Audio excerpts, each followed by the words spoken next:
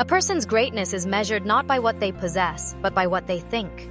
This truth has echoed through time, from the wisdom of ancient philosophers to the modern success stories of visionaries like Elon Musk, Steve Jobs, and Jeff Bezos. Napoleon Hill once wrote in Think and Grow Rich, "Whatever the mind can conceive and believe, it can achieve." But if that's true, why do so many people, despite thinking positively, still fail to succeed? Do they not dream enough? Do they lack ambition? Or is there something deeper missing? Today's story uncovers that missing piece. A truth so simple yet so powerful that it can transform how you see life, success, and even yourself. So stay till the end, because what begins as a story about a beggar will end as a lesson about becoming more than you believe you can be. Once, in a crowded railway station, there lived a beggar. Every day, as trains arrived and departed, he moved through the noisy platforms with his tin bowl, asking travelers for spare change. His clothes were torn, his hair messy, but his spirit, though hidden, still carried a spark of hope. One morning, while he was sitting near a tea stall, he noticed a well-dressed man step off a train. The man's confident walk, polished shoes, and fine suit instantly told the beggar, "This one must be rich." Thinking he might get a good amount, the beggar rushed toward him and stretched out his trembling hand. "Sir, please spare some coins," he said softly. The businessman stopped, looked him in the eye, and instead of taking out his wallet, he asked calmly, "Tell me something. Do you always just take from others?" The beggar blinked, confused. I am a beggar, sir. I have nothing to give." The man smiled gently. "If you truly believe you have nothing to give, then you will never receive anything worth having." The beggar was stunned. No one had ever said such a thing to him. He didn't know what to say. The businessman continued, "I'm a businessman. I believe in exchange. When you give something of value, you receive something in return. That's the law of life, not just in business, but in everything. If you have nothing to give, how can you expect anyone to give to you?" Before the beggar could reply, the man boarded his train and disappeared. That night, the beggar couldn't sleep. The man's words kept echoing in his mind. "If you have nothing to give, you cannot receive anything either." He thought about it over and over again. "I've been begging for years," he whispered to himself, "but no one has ever said this to me before. Everyone gives or ignores me. No one ever asks me to give back." He stared at the stars through the cracks in the station roof. "But what can I possibly give?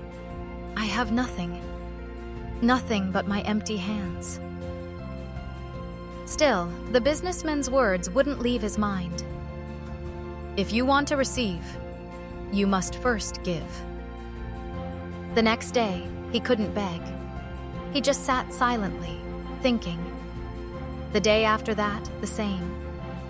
His usual rhythm, begging, eating, sleeping, was broken by a new kind of hunger. On the third day, as the morning sun rose and trains whistled in the distance, the beggar noticed something he had never paid attention to before. Just near the railway tracks, a small cluster of wildflowers bloomed, vibrant yellows, pinks, and whites swaying gently in the breeze. He looked at them for a long time. Then, like a spark of lightning, an idea hit him. "What if I gave these flowers to people who give me coins?" he thought.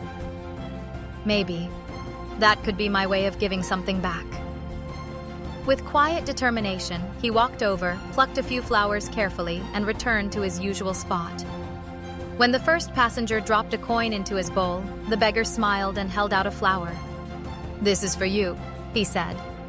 The passenger looked surprised but accepted it with a smile. A few minutes later, another traveler gave him some change. Again, he offered a flower. She too smiled, took it gently, and walked away looking happy. For the first time in years, the beggar felt something different. Not pity, but dignity. Days passed, and something magical began to happen.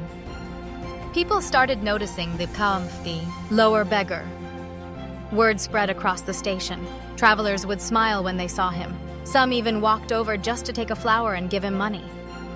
He also noticed a strange pattern. Whenever he had flowers to give, people gave generously. But when the flowers ran out, the coins slowed down. He smiled to himself, remembering the businessman's words. It's true. People like to receive something in return. Even the smallest gesture creates connection. Slowly, his little act of exchange became a daily ritual. He would wake up early, collect flowers, and offer them to travelers. The same man who once saw himself as worthless was now giving joy to others and earning more than he ever had. One afternoon, months later, the beggar noticed a familiar face stepping onto the platform. It was him, the same businessman who had changed his life. Heart pounding, the beggar ran up to him. "Sir, do you remember me?" The man looked at him carefully, then smiled. "Ah, the beggar from the station. Yes, I do. How are you, my friend?" "Sir," the beggar said proudly, "I am no longer just a beggar. Look." He showed his flowers. "Now I give something in return for every coin I receive. People come to me not out of pity, but because I make them smile. You were right. When you give, life gives back." The businessman's face lit up with admiration. He handed him some cash and accepted a flower. "You've learned the most important rule of success," he said warmly. "Value is not in money, but in what you offer to the world. Today, you are not a beggar. You are a businessman." As the train whistle blew and the man stepped onto it, the beggar stood still, watching him go, tears filling his eyes, not of sadness, but of deep gratitude. Years later, that same station changed. The old benches were replaced, the walls painted, and near the main gate stood a small flower stall, Ravi's Fresh Blooms. Behind the counter stood a man in neat clothes, arranging colorful bouquets. His smile was the same, warm, genuine, grateful. It was the same beggar, now a florist, earning enough to live with dignity and helping other poor men work at his stall. Every evening, as he closed his shop, he would whisper, "It all began with one flower and one lesson." The lesson. This story is not just about a beggar. It's about every one of us. We often complain that life doesn't give us enough. Not enough money, not enough love, not enough luck. But have we ever stopped to ask, what are we giving? Life is built on exchange. You give effort, you earn success. You give kindness, you receive trust. You give value, and the world opens its arms to you. Greatness begins in the mind, but it grows through action. Thinking big is the seed. Giving is the water that helps it bloom. So the next time you feel like life isn't giving you enough, remember this story.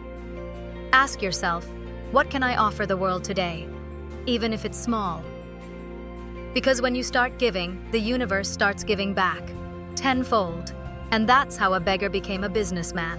Not by luck, not by chance, but by changing his mindset. Moral: if you want to receive more from life, start by giving, even if all you have is a smile, a kind word, or a single flower.